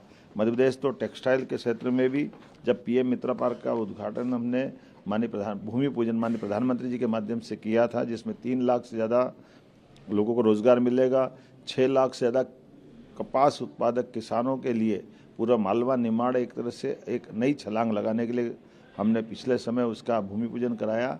इससे इस बजट के माध्यम से वैश्विक स्तर पर कॉटन के कपड़े, रेडीमेड गारमेंट्स, सभी प्रकार के सेक्टर के लिए अनोखी और बहुत दूरगामी दृष्टि से नीतियां बनाई गई है, जिसका लाभ पूरा देश उठाएगा, मध्य प्रदेश उठाएगा।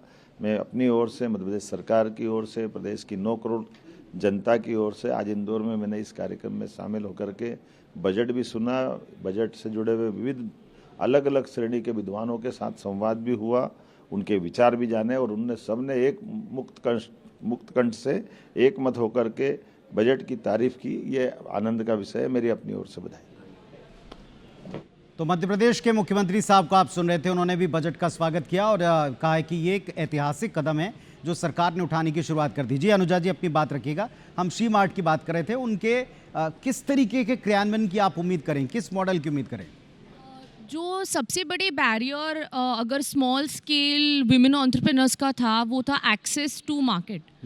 अब शी मार्ट के तौर से मुझे ये एक्सपेक्टेड है कि अभी विजिबल थोड़ी जो रिटेल स्पेसेस है वो प्रोवाइड शी मार्ट में अगर होती है तो इससे कस्टमर्स का एक्सेस ज़्यादा मिलेगा और जो एस्टैब्लिश्ड ब्रांड्स हैं उनके साथ खड़े होने का मौका मिलेगा। सो इससे जो मैंने एक्सपेक्टेशंस ये माइक प्लीज़, ये वाला माइक ले लीजिएगा जी। Please continue. सो जो मैंने स्टार्टिंग में भी बोला था, स्टार्टअप टू स्केल अप की तौर जो जाना चाहिए वो शी मार्ट से अब हो पाएगा।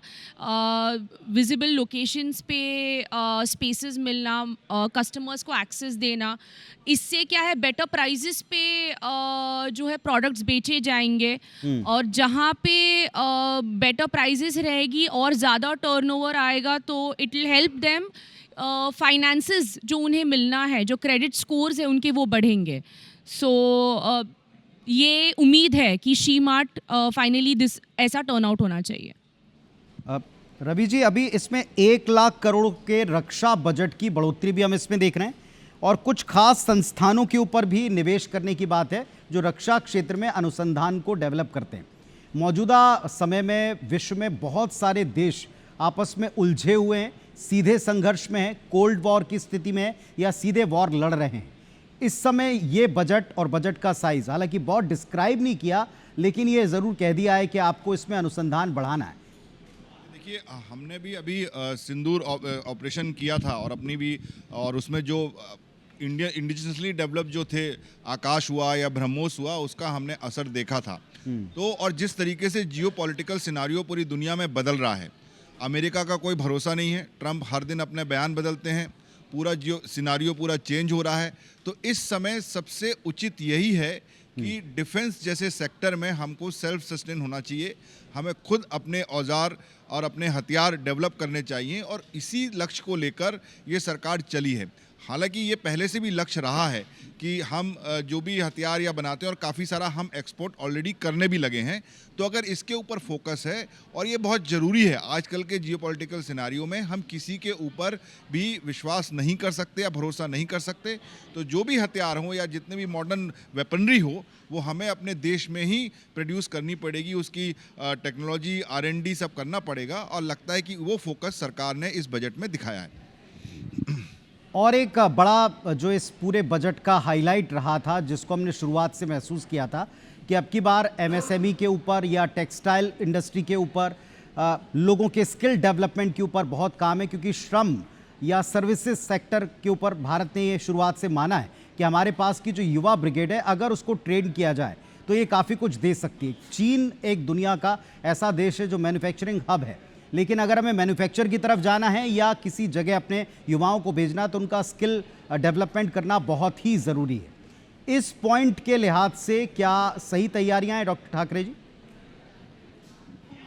बिल्कुल, मेरा ये मानना है कि ये माइक आप चेंज कर लीजिएगा जी।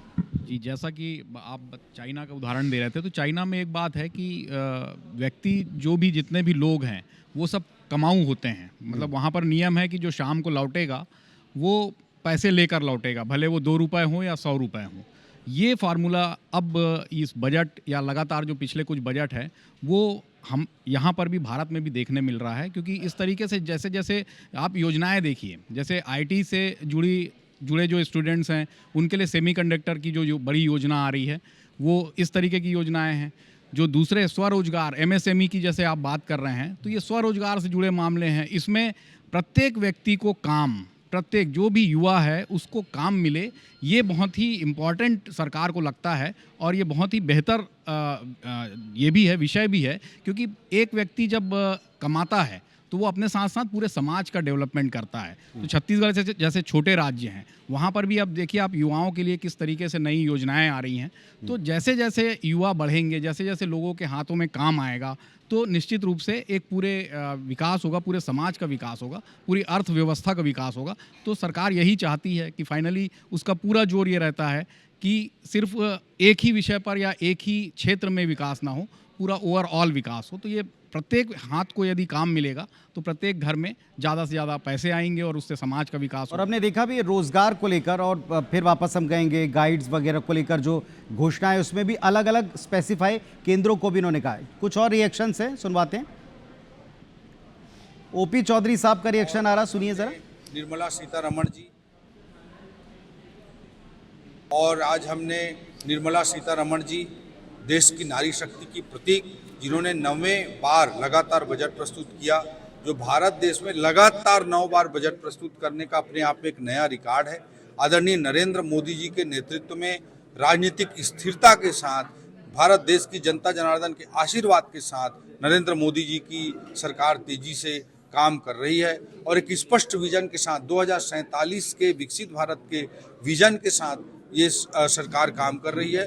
और हर बजट दर बजट उस विजन की ओर एक एक बड़े कदम के रूप में एक एक बजट को आप देख सकते हैं। लॉन्ग टर्म विजन है 2047 का, उसका मिड टर्म टारगेट्स भी हैं और एक शॉर्ट टर्म टारगेट के रूप में, ईयरली टारगेट के रूप में, एक वर्ष के टारगेट के रूप में हर बजट को आप देख सकते हैं। तो मध्य प्रदेश के वित्त मंत्री जी के बाद अब छत्तीसगढ़ के वित्त मंत्री जी को आपने सुना, क्योंकि अब बारी है प्रदेशों के बजट की। देश का बजट आ चुका है, प्रदेश के बजट में क्या मिलता है इसके लिए हम OP चौधरी साहब का रुख करेंगे बाद में, लेकिन अभी उनको वित्त मंत्री के तौर के ऊपर जो केंद्र का बजट है इसकी क्या खासियत या हाइलाइट्स दिख रहे थे, इस पर भी बात कर रहे थे। और एक रिएक्शन आ रहा है दीपक बैद साहब का, सुनना जरूरी है, सुनिए जरा। नेता जो विपक्ष में बैठे क्या सोच रहे हैं। पेट्रोलियम पदार्थ जो कम किया जा सकता था, लेकिन सरकार ने एक्साइज ड्यूटी कम नहीं किया, जिससे पेट्रोल और डीजल की महंगाई चरम पर है और बाकी चीज़ों की महंगाई भी चरम पर है। इस तरह से मोदी सरकार का यह बजट पूरी तरह से फेलियर है और देश की आम जनता के लिए और किसान युवाओं के लिए ये बजट में कोई प्रावधान नहीं है।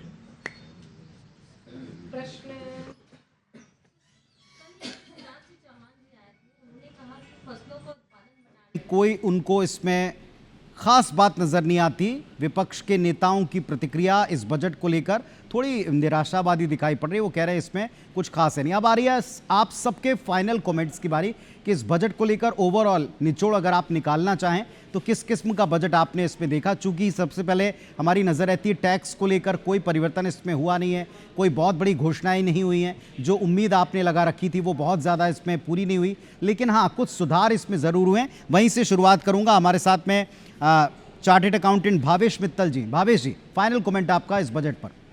पुनीत जी, फाइनल कमेंट इस बजट को लेके कुछ इस तरीके से हैं अगर आप समझें तो सरकार ने इंडियन कंपनीज की स्ट्रेंथ को बढ़ाने की पूरी कोशिश की है। जो सिक्योरिटी ट्रांजैक्शन टैक्स बढ़ा है उससे कंपनीज की स्ट्रेंथ बढ़ेगी, क्योंकि हाइपर स्पेक्यूलेशन बहुत कंट्रोल होगा। आप, मैं, हम सब अगर फ्यूचर्स ऑप्शंस में खेलने लग जाएं और शेयर्स की डिलीवरी हम ना लें तो कंपनी में पैसा लगता नहीं है, लेकिन हम प्रॉफिट बना लेते हैं या लॉस खा जाते हैं। सरकार ने डिलीवरी पे फोकस किया है कि जो इन्वेस्टमेंट हो वो एक्चुअल इन्वेस्टमेंट हो, और इसकी उसी लिए सिक्योरिटी ट्रांजैक्शन टैक्स को स्पेक्यूलेशन और हाइपर स्पेक्यूलेशन की सिचुएशन में बढ़ा करके कंट्रोल करने की कोशिश की, नंबर 1। नंबर 2, जो इनकम टैक्स के स्लैब में चेंज नहीं होने की बात है, जो पिछले साल का इनकम टैक्स रिटर्न जो हमने इस साल फाइल किया है, मैं बता दूं पिछले साल जो बजट की घोषणा थी उसका इसमें कोई इम्पैक्ट नहीं आया था। तो इसीलिए सरकार ने क्या किया इस बार, क्योंकि वो इम्पैक्ट पहली बार हमको इस साल के रिटर्न में फाइल करना है, जो कि सितंबर है, जिसकी डेडलाइन बढ़ाने की बात की माननीय वित्त मंत्री जी ने, वो इस बार फाइल होना है। तो इस बार सबको बेनिफिट मिलेगा और गवर्नमेंट उसमें मैक्रो एनालिसिस कर पाएगी कि स्लैब बढ़ाने से अल्टीमेटली इकोनॉमी में क्या एक्चुअल इम्पैक्ट आ रहा है, जो उन्होंने फोकस किया। लास्ट पॉइंट मैं अपना बोलना चाहूँगा, सरकार ने इस बजट में बहुत ही खूबसूरत चीज़ एक और क्या की, कंपनी की स्ट्रेंथ बढ़ाने के लिए जो एनआरआई इन्वेस्टर्स हैं और जो पर्सन रेसिडेंट आउटसाइड इंडिया हैं, उनका इंडियन कंपनी का निवेश का जो टारगेट है उसको जस्ट डबल कर दिया। जहां 5% की लिमिट थी उसको 10% कर दिया, जहां पे 15% था उसको 24% कर दिया। यानी कि जो फॉरेन इन्वेस्टर्स हैं जो इंडियन कंपनी में पैसा लगाते हैं वो ज़्यादा लगा पाएंगे। और एक और चीज़ उन्होंने महत्वपूर्ण की, अगर हम फॉरेन इन्वेस्टर से ज़मीन खरीदते हैं इंडिया में तो उनको टेम्पररी रजिस्ट्रेशन लेना पड़ता था टीडीएस के लिए, जो कि अब उनका जो प्रॉपर्टी खरीद रहा है वो बायर ही उनके रजिस्ट्रेशन से टीडीएस पटा पाएगा। सो गवर्नमेंट ने बहुत ही दूरदर्शी तरीके से ये सारे चेंजेस प्रपोज किए हैं। इसमें पॉपुलर आपकी बातों का निचोड़ा मैं से निकाल सकते हैं कि जो पिछली बार आपको राहत दी थी, जिस तरीके से बजट के साथ में एक जो करों को लेकर उम्मीद थी, वो अब पूरी होने के साथ सरकार भी समझ पाएगी कि एक्चुअली क्या है। चलिए एक और रिएक्शन है मुख्यमंत्री जी का, सुनिए पहले, फिर वापस आता हूं लॉन्च में। पूरा कार्यक्रम हम लोगों ने यहाँ सुने हैं। हमारे इस अवसर पर हमारे यशस्वी मुख्यमंत्री आदरणीय विष्णुदेव साय जी हम सबके बीच उपस्थित हैं।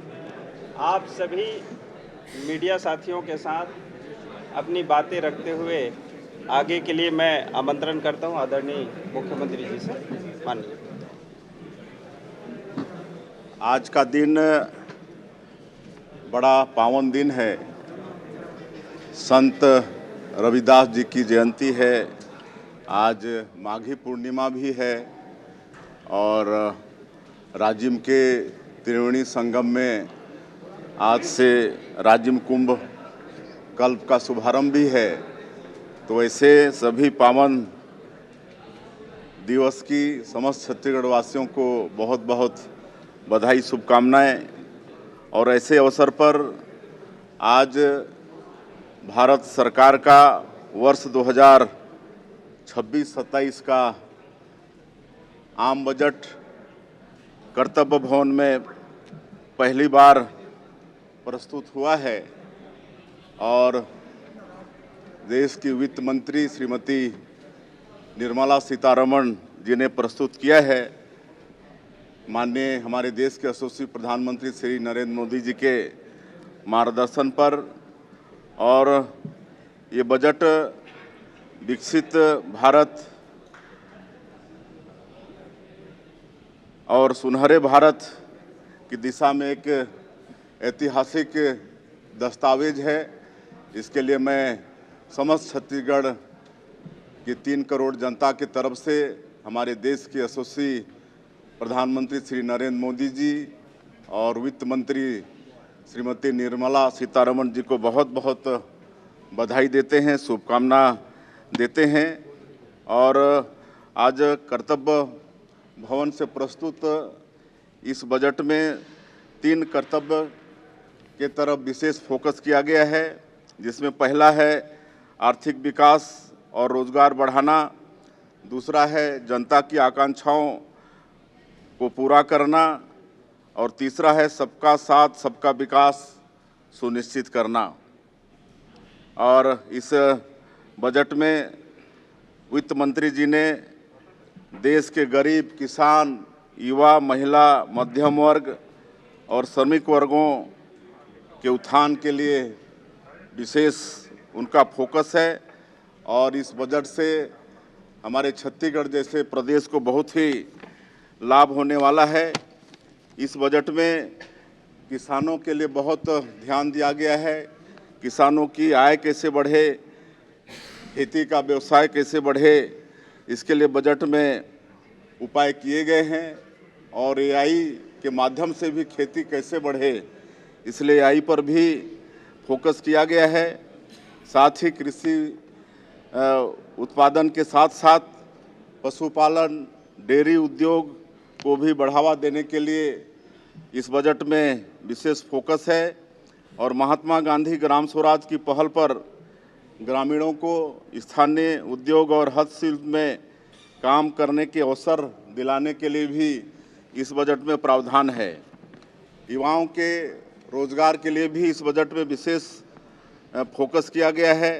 स्टार्टअप, एमएसएमई, मैन्युफैक्चरिंग और पर्यटन जैसे क्षेत्र में नए अवसर पैदा होंगे। 10,000 गाइड लोगों को प्रशिक्षित किया जाएगा और इसका सीधा सीधा लाभ हमारे छत्तीसगढ़ जैसे प्रदेश को होगा, जहां पर पर्यटन की अपार संभावनाएं हैं। और विदेश यात्रा और विदेशों में पढ़ाई करना ये भी बहुत सस्ता होगा, इस पर भी इस बजट में फोकस किया गया है। और विशेषकर स्वास्थ्य के प्रति बजट में बहुत ध्यान दिया गया है। बायोफार्मा सेक्टर के लिए 10,000 करोड़ रुपये का प्रावधान किया गया है। और कैंसर, डायबिटीज और अन्य गंभीर बीमारियों की दवाइयों को बहुत सस्ती करने का इस बजट में प्रावधान है। हर जिले के जिला अस्पताल को अपग्रेड किया जाएगा। हर जिले में इमरजेंसी और ट्रामा सेंटर भी खोला जाएगा। इसका भी इस बजट में वर्ष 2026-27 के बजट में प्रावधान किया गया है। विशेषकर आज मानसिक विक्षिप्त लोग बहुत मिलते हैं, जो कि एक चिंता का विषय है। इसके लिए भी केंद्रीय बजट में चिंता किया गया है। आयुर्वेद चिकित्सा को भी बढ़ावा दिया जाएगा, मेडिकल टूरिज्म को बढ़ावा दिया जाएगा और राज्य में 5 रीजनल हब भी स्थापित किए जाएंगे, जिसका प्रावधान बजट में है। और इसका लाभ भी हमारे छत्तीसगढ़ प्रदेश को मिलेगा। महिला सशक्तिकरण की दिशा में माननीय प्रधानमंत्री जी का एक जो ड्रीम प्रोजेक्ट है, लखपति दीदी बनाना, उस तरफ भी विशेष फोकस इस बजट में किया गया है। और हर जिले में लड़कियों के लिए हॉस्टल की व्यवस्था होगी और पढ़ाई करने वाली हमारी बेटियों को, बहनों को हॉस्टल में रहने की सुविधा होगी। और उद्योग धंधा पर भी विशेष जोर दिया गया है। देश के विकास और आर्थिक मजबूती के लिए 7 हाई स्पीड रेल कॉरिडोर, 20 नया जल मार्ग, 4 राज्य में खनिज कॉरिडोर, इस पर भी बजट में फोकस किया गया है। सेमीकंडक्टर चिप्स के लिए 40,000 करोड़ रुपए का प्रावधान किया गया है और इसका लाभ भी हमारे छत्तीसगढ़ जैसे प्रदेश को मिलने वाला है।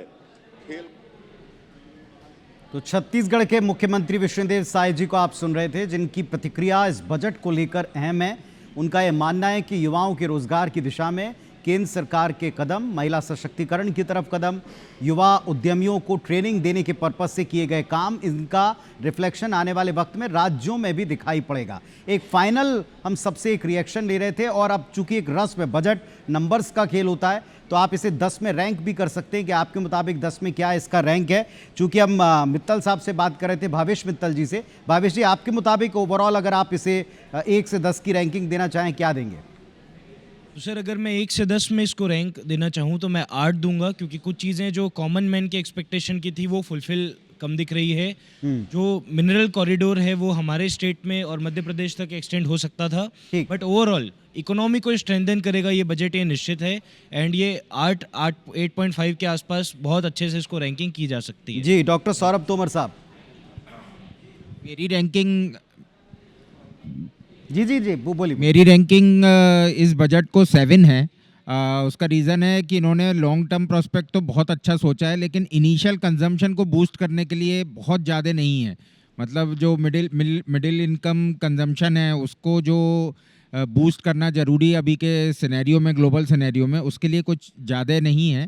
हालांकि एक्सपोर्ट ओरिएंटेड काम बहुत किया है। एक हम लोग चीज़ मिस कर गए, 16th फाइनेंस कमीशन की एक्सेप्ट किया है। उससे राज्यों और जो केंद्र है उनके बीच के संबंध बहुत अच्छे से सुधरेंगे, उनकी फाइनेंशियल सुदृढ़ता बढ़ेगी। मेरा स्कोर 7 है इस बजट को।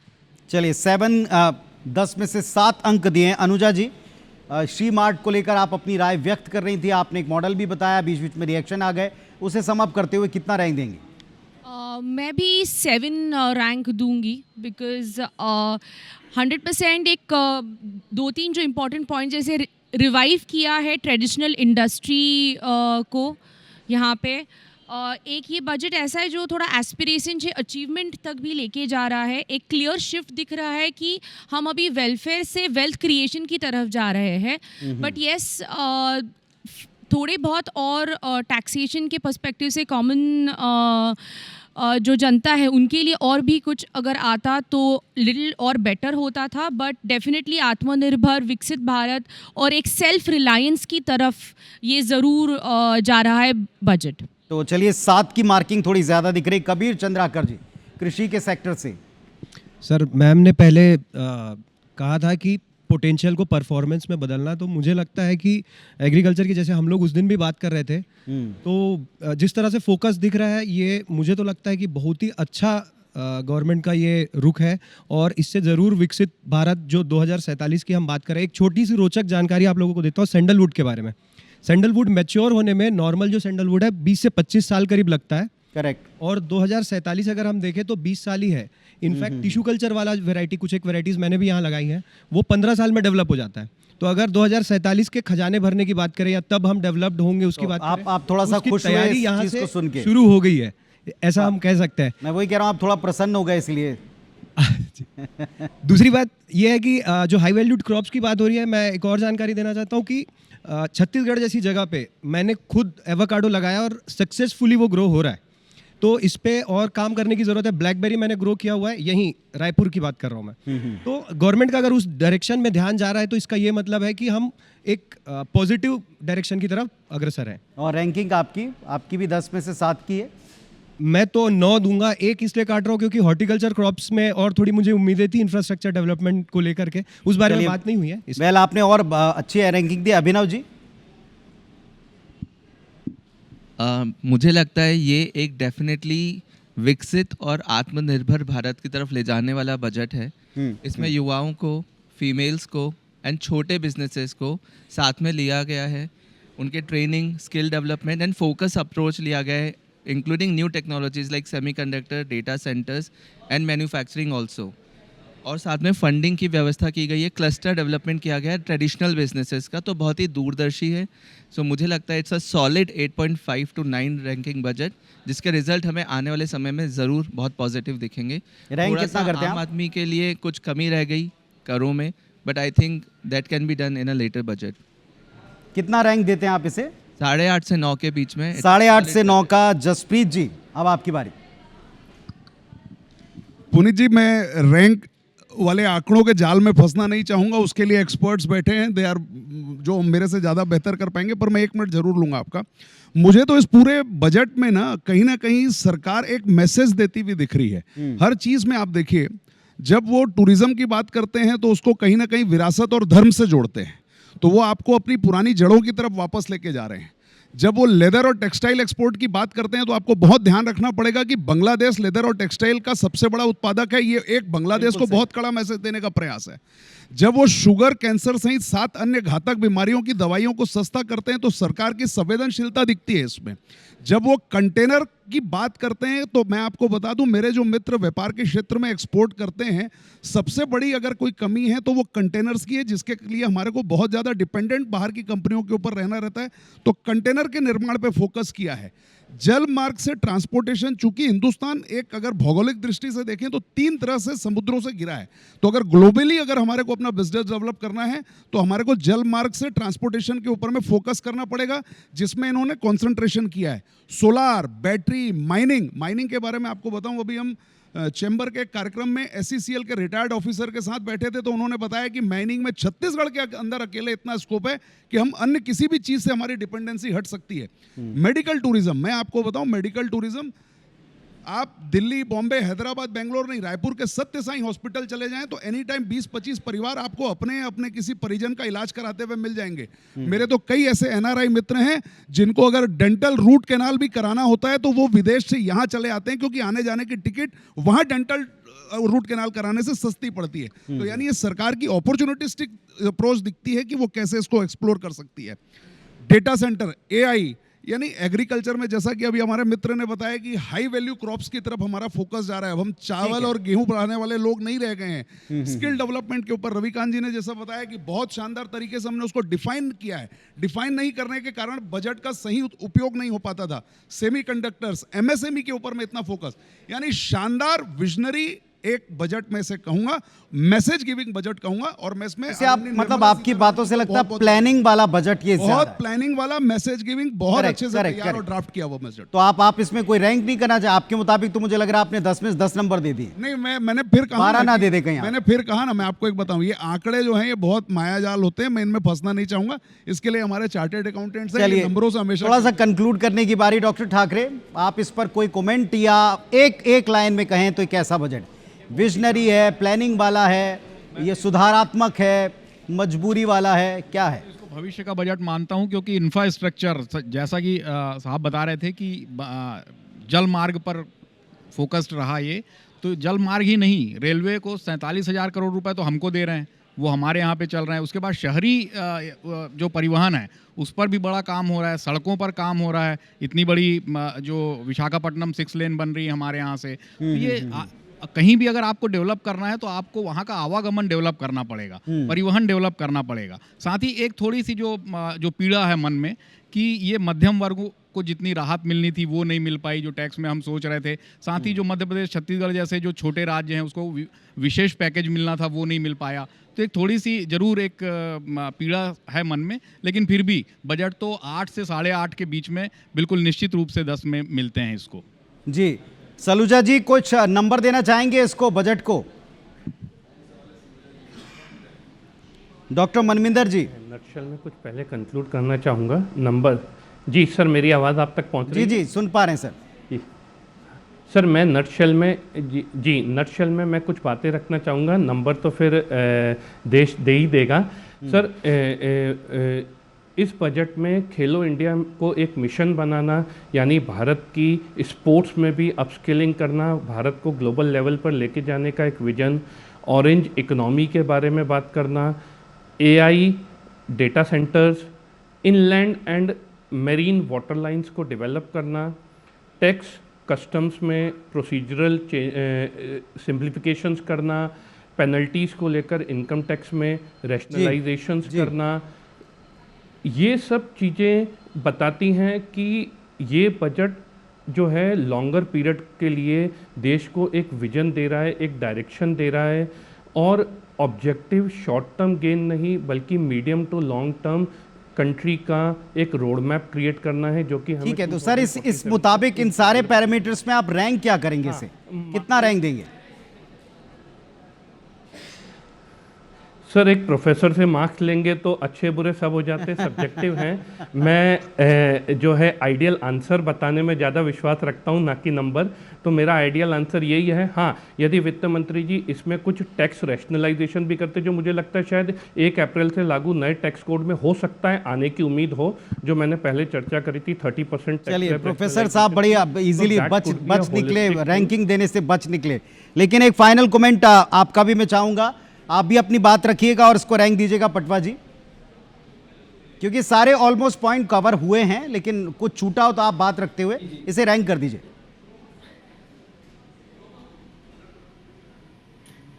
मैं रिपीट नहीं कर रहा हूं, खनुजा जी ने बड़ी सावधानी से और चतुराई से लगभग सारे पॉइंट्स कवर कर लिए हैं।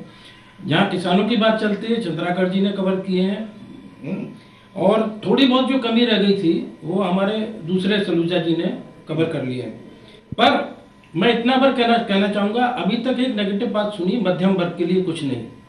जब ये जुलाई में, अभी ज़्यादा टाइम नहीं हुआ, कुछ महीने ही हुए हैं, जब ये बजट आया था और 12 लाख रुपए की टैक्स की छूट दी थी, तो ये मीम चल रहे थे, ये विरोध चल रहा था कि भाई 12 लाख की इनकम लाएं कहाँ से। मध्यम वर्ग के लिए 12 लाख की इनकम भी बहुत बड़ी होती है, गरीब वर्ग के लिए बहुत बड़ी होती है। तो आज ये एक्ट जो बना, इनकम टैक्स एक्ट, मैं आपको याद के लिए बता दूं, पहला एक्ट 1861 में बना था, जो 62 में लागू हुआ। दूसरा 1962 में लागू हुआ, जो भारत सरकार ने रिवाइज किया था। अब ये नया एक्ट पहली बार 2026 में लागू हुआ।